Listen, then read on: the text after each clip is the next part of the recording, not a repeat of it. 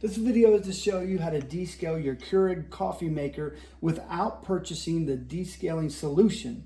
It's really simple to do and really important to do. So if you look at the top here, you'll see an indicator light that says descale. If you ever see that is on, it's a must as time to descale.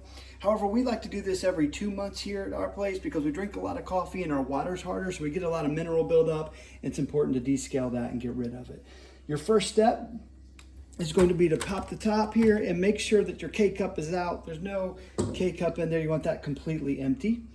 After you've done that, and close that back up, we're going to remove the top of the reservoir and you're going to pull that thing out. Now, this is the solution you're going to build, and this solution is legit. It's going to clean it just as good as the solution that you buy. You're going to take distilled white vinegar, and you're going to fill this. I've already done this. You're going to fill it halfway up with distilled white vinegar, and then you're going to go to your sink, and you're going to fill it the rest of the way up. Fill it to that max fill line right there with water.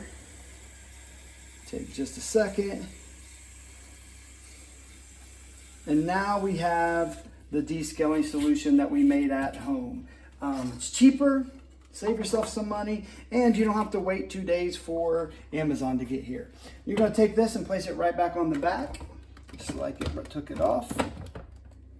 And now you're good to go. Your next step is to take a cup, you're going to place it underneath of it, and I just go ahead and hit the 12 here, and we are going to brew it. Remember, there's no K-Cup inside of this, and it's going to take this solution that's back here, run it through the whole machine, and put it right into this cup. Now, this is how this works. You're going to take this, you're going to empty it into your sink, and then you're going to do it again. You're going to take it, empty it into your sink, and then you're going to do it again. You'll probably do this about 4 times before the add water light comes on.